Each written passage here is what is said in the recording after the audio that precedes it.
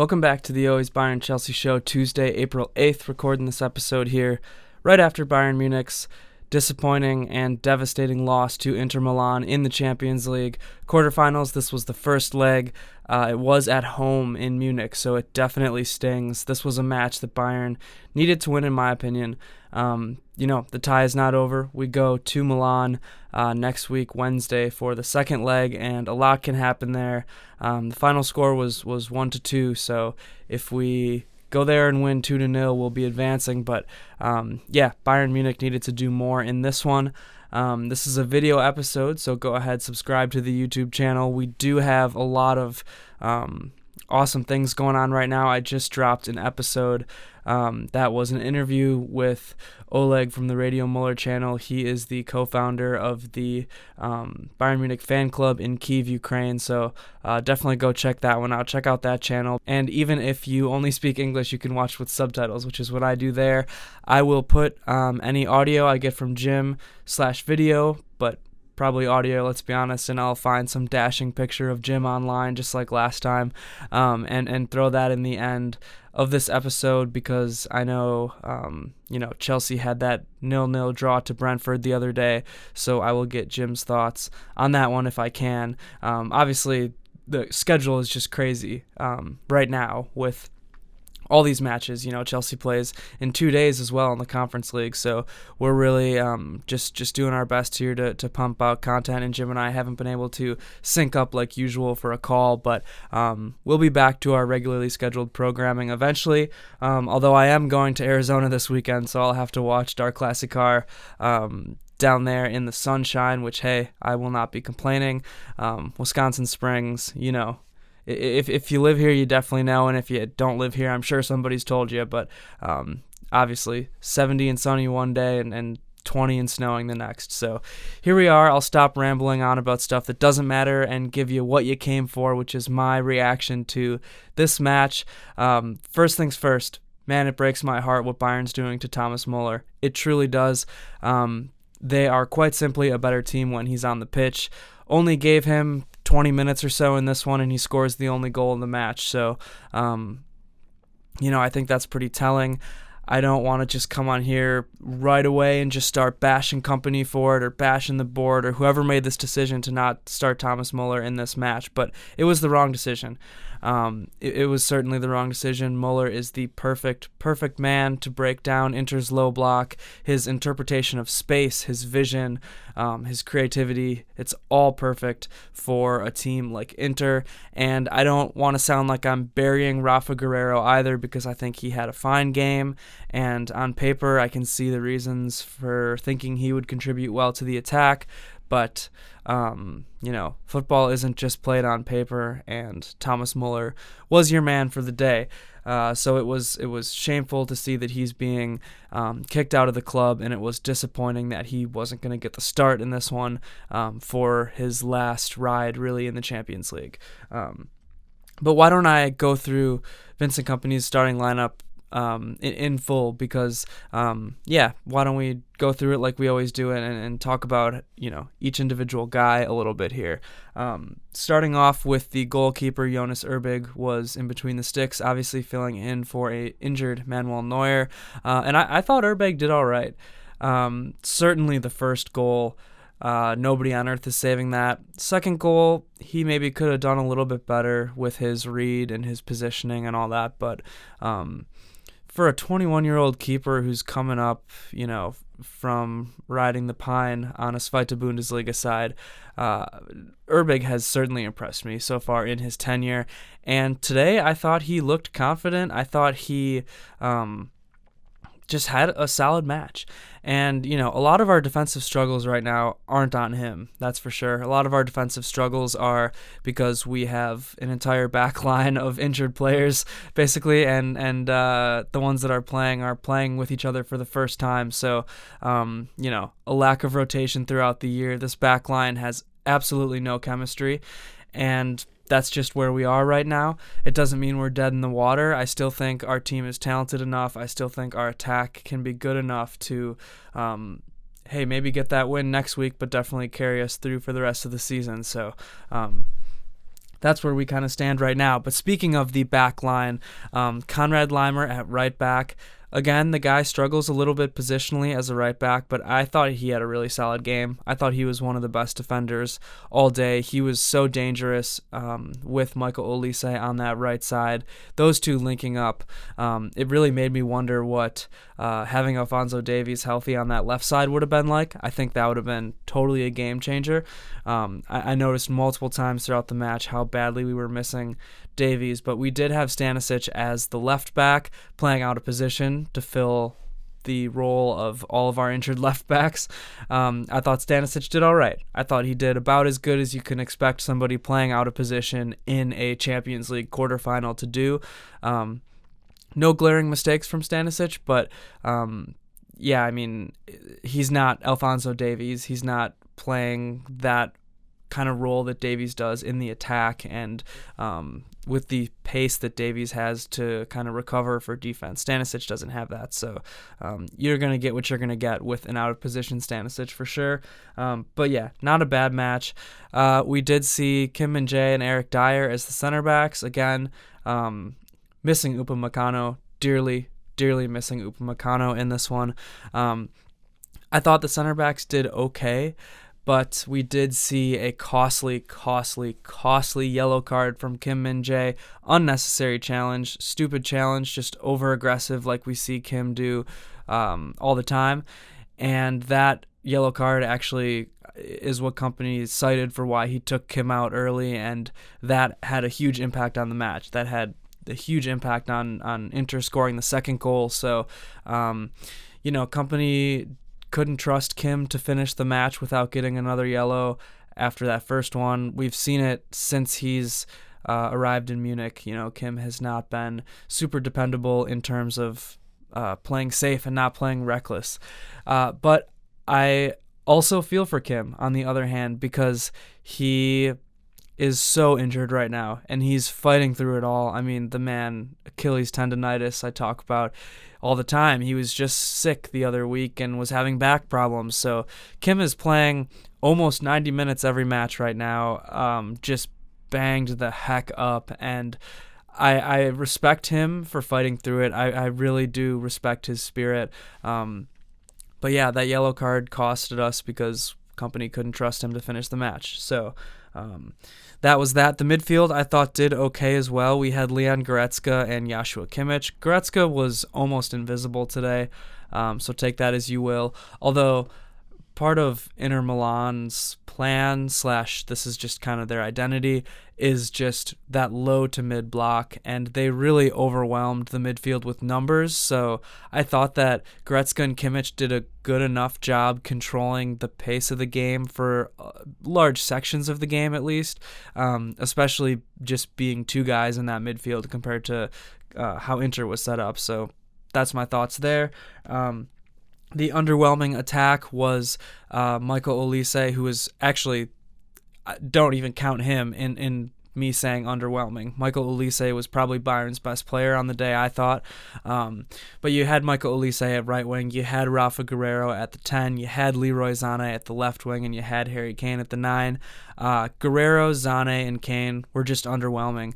They didn't do enough, quite frankly. In a match of this magnitude, they needed to do more. They needed to finish their chances because Milan is so deadly on the counter. So in terms of how this match went, on one hand, I feel like, it's good that Bayern got all these chances and created all these chances and dominated a lot of the game. And you look at XG, what was it, 2.65 for Bayern to 0.9 to Inter. So you look at that and it's like, Bayern played great, maybe we can score 2 goals and get out of there next week and it'll all be fine. But the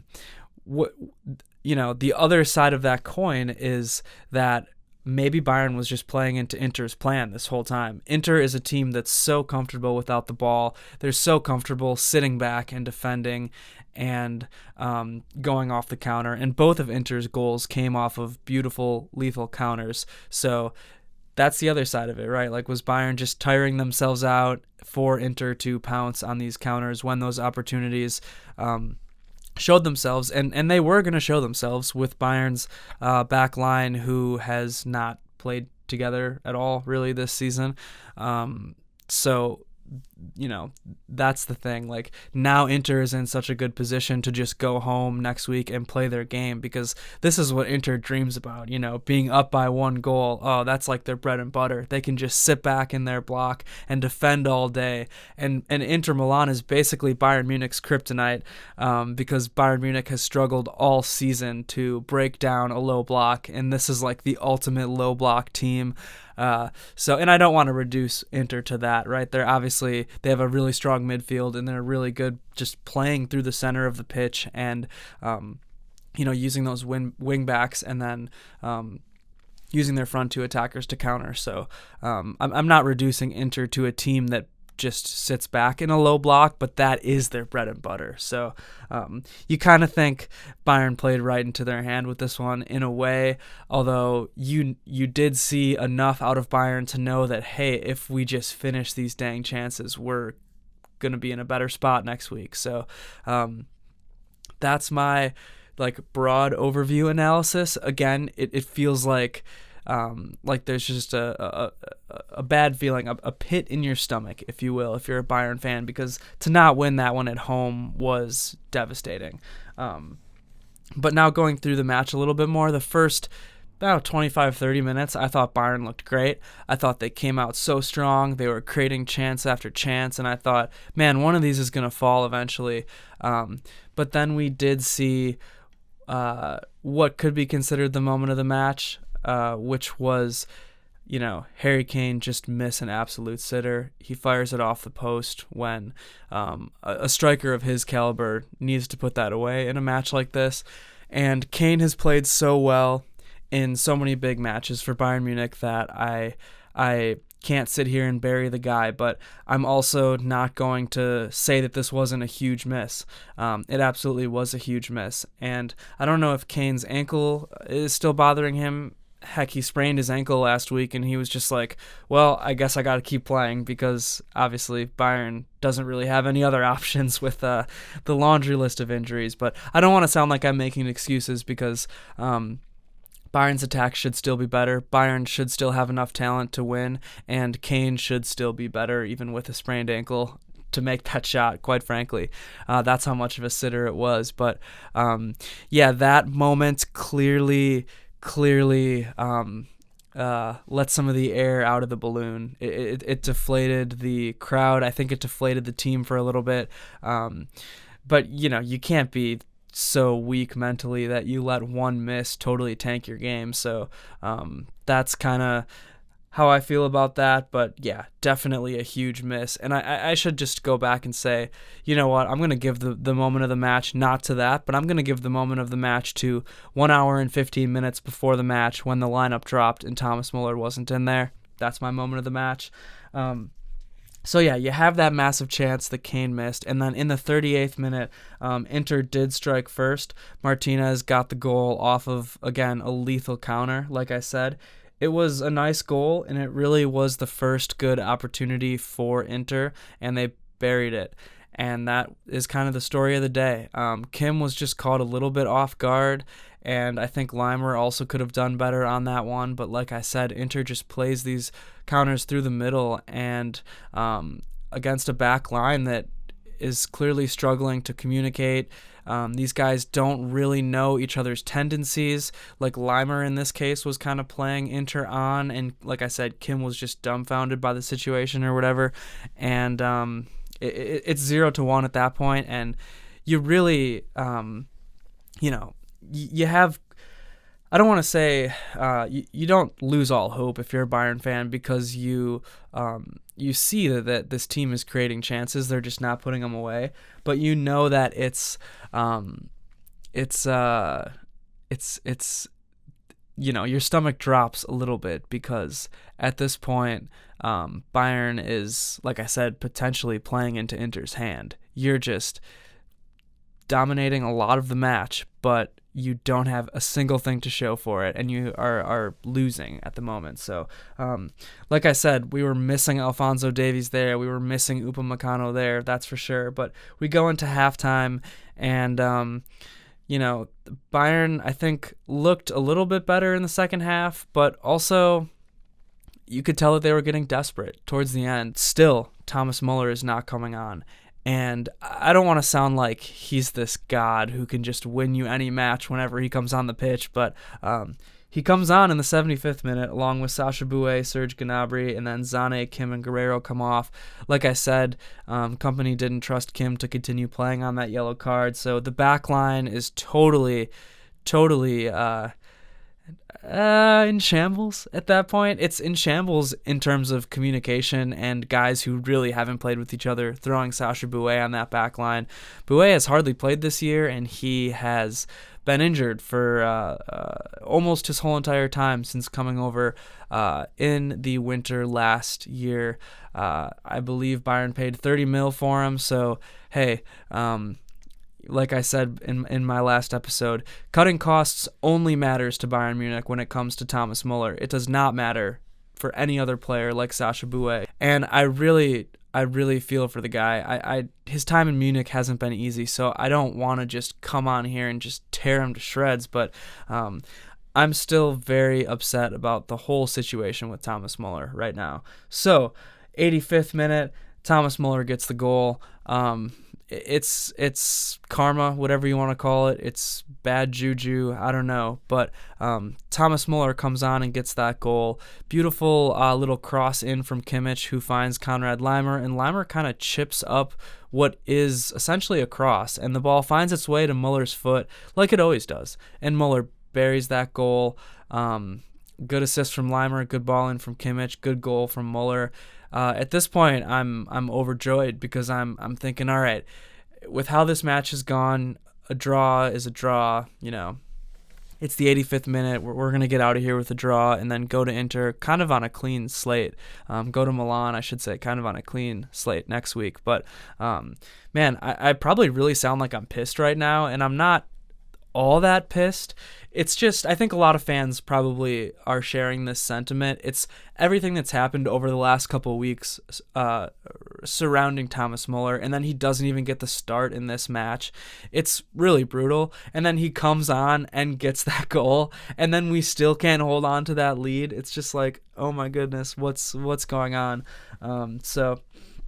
Yeah, like I said, I'm happy for Muller that he gets that goal, but he's probably not happy because a few minutes later, Bayern's defense just goes to sleep.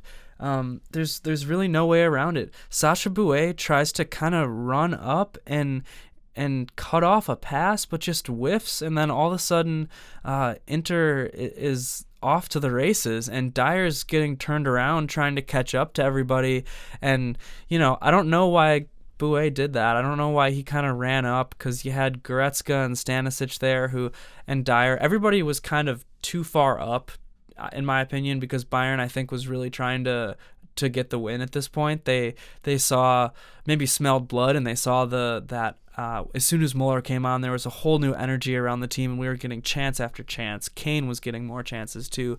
Gnabry had a chance or two when he came in. So I do want to say that Muller comes on and we're getting a lot more chances, so the whole back line is kind of, I think, pushing forward to try to get a go-ahead goal, and instead, everybody gets turned around, and Inter does score the go-ahead goal themselves, and right at the end there, and it's 2-1, so that was in the 88th minute, and like I said, Bayern Munich is just simply a better team when Thomas Muller is on the pitch, and it was the wrong decision not to start him. I just think you have to read the room.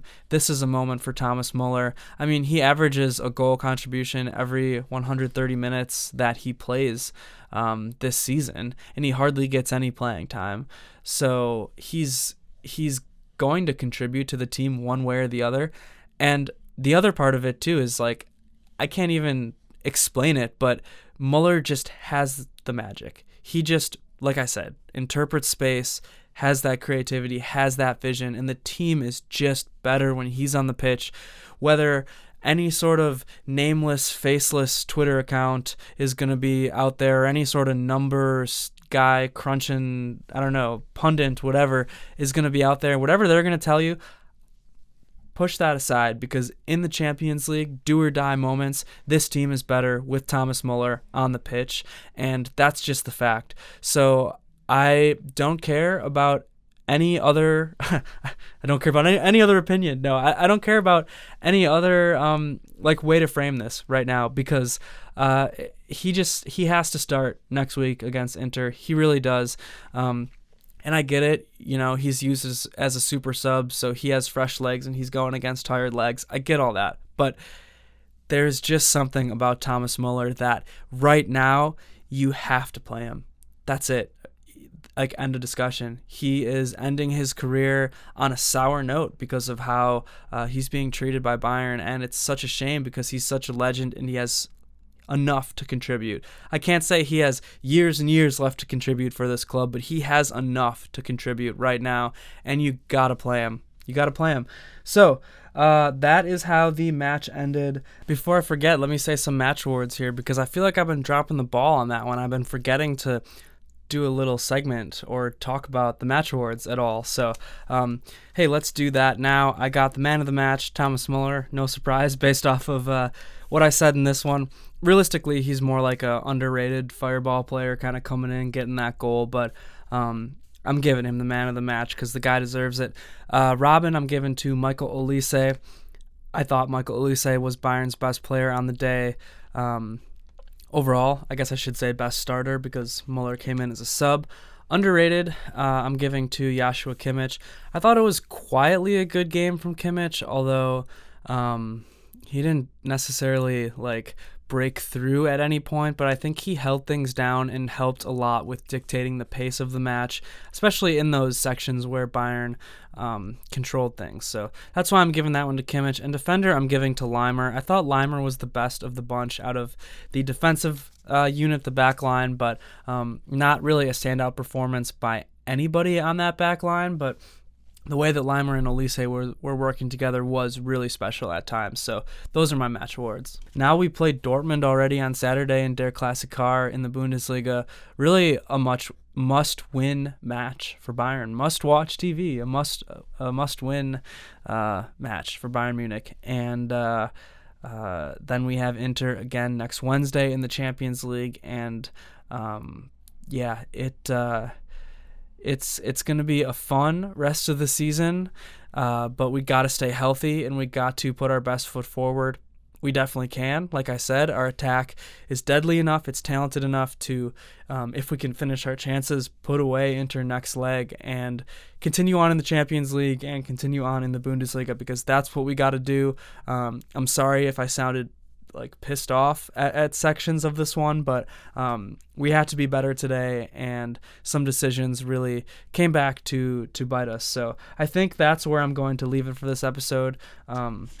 Thanks for sticking with us. I will throw Jim's thoughts about the Chelsea-Brentford match in there, but man, that was a boring match, 0-0, and Enzo Maresca decided this was the week he was going to arrest people, I guess, so he put out a very weak lineup. I think Chelsea should be happy to get the draw, honestly, with the lineup that he put out. But obviously Chelsea wants to keep winning and wants to stay in that European spot, even in that Champions League spot in the Premier League top 5. So I was surprised with how well Chelsea's defense did in that match. I will say good for them. And I will let Jim, if he gives me any audio, kind of close us out here and talk about Chelsea. But that's what I got to say for this one. Thanks for sticking with us. Check out the Radio Muller collaboration video and check out everything we're dropping, because it's going to be a fun rest of the season. Let's put our best foot forward, like I said, and win some silverware. Mia san mia. Hello, everybody. This is Jim. This is Always Bayern Chelsea. And unfortunately, my job is to talk about Chelsea, a team that has so much potential, has so much electricity in the talent of their players. and has so much to look forward to in the future, but also in the present. And even if you look back to the past, it's a storied team. But right now, I'm unfortunately going to talk about the match against Brentford this past Sunday. It's Tuesday now at this point, and we're going to be posting this episode after a tough Bayern first leg loss against Inter Milan in the Champions League. But my job is to talk about Chelsea, the team in London that wears blue. And I tell you what, it has not been easy, because I know Chelsea has the ability to be an incredible team. I know that they can make Champions League for next year. I know that they can score a ton of goals, be defensively sound, and have a lot of fun while doing it. And unfortunately, that's not what they've done a lot in the year 2025. This match against Brentford, away in North London, could be West London, I forget precisely where it is, G-Tech Community Stadium. The bees were buzzing. Chelsea has not performed well there at all. It's been one of their kryptonites in the Premier League. I don't know. I just don't know how I feel about Chelsea right now. There's so many players that Maresca chose to play that are so poor. So poor. I'm talking about Christopher Nkunku. I'm talking about Jadon Sancho. I'm talking about Malo Gusto. These guys are not great players as of right now. And it's tough for me because do I think they have the ability to be great players? Maybe. Maybe they do. But not with this Chelsea team. And I'm kind of being dramatic right now in the way I'm presenting this, but it's the way I feel. And these guys just grind my gears. I don't want to see them. I never want to see Christopher Nkunku again. Never. I really don't. If I never see him play another minute for Chelsea, I'll be happy. I can't do it. I cannot do it with this guy. He doesn't hustle. He doesn't press. He doesn't pass well. He doesn't shoot well. He doesn't get in the right spaces. What does he do well? Absolutely nothing. And I don't care that he has 17 goals and assists this year for Chelsea. Most of them are against scrub teams in the Conference League. It's tough. It's really tough. Cole Palmer is struggling right now. Everybody's struggling. Nico Jackson's slowly coming back. Same with Noni Madueke. It's so tough for me to watch this team right now. So it's tough to analyze because of that. So what I'll say about this match is that it was overall fine defensively. On the attack, you put up 21 shots, but ultimately you don't get a goal. So how much does that really mean in the grand scheme of things? I don't know. It's tough to say. This team is so different when Nico Jackson is back. What he provides with his runs, his hold-up play, so much better than Nkunku. So much better. It's night and day. So the second half was definitely a lot more encouraging. But I don't know. I struggle still to see what this team is doing. To see what Enzo wants them to do. Is it lack of attack? Lack of creativity? I don't exactly know. So ultimately, I'm not going to go into the weeds on this match. It ends up being 0-0. Brentford probably could have scored a couple and didn't. Chelsea maybe could have put a couple away as well, and they didn't.